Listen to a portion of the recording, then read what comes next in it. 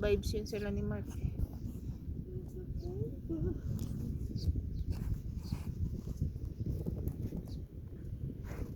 Paano? Lagi nang musta si Mark sa ex niya. Hindi makamove on kay Jingle Bells. Kumusta na yung best friend mo? Best friend.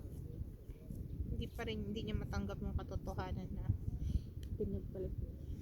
true. Tingnan ko.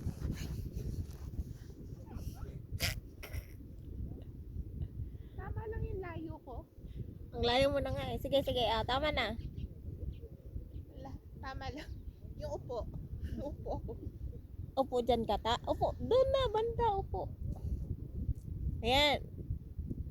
Di masyado ano. Masyado malaki. Hindi ka masyado malaki. Kasi malaki kanina. Tama lang. Kaso wala nang view dun sa... wala ka nang mahawakan dyan. Wala na. Wala. Ay, yung pangit yung sunrise na. Ano. Sinisa sunrise. Asang ka araw? Ba't hindi ka nagpapakita? Bira na nga kami maghanap sa'yo eh. Pati ka ba naman? Pati ba naman ikaw?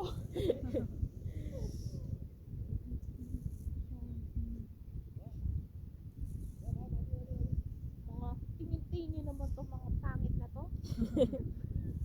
Buti sana kung pogi.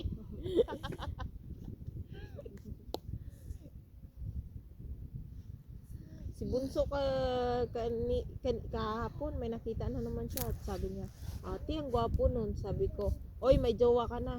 Hindi, sa Bible naman, bawal ang dalawang asawa. Jowa lang naman, wala namang sinabi. Sabi niya sa akin. Sira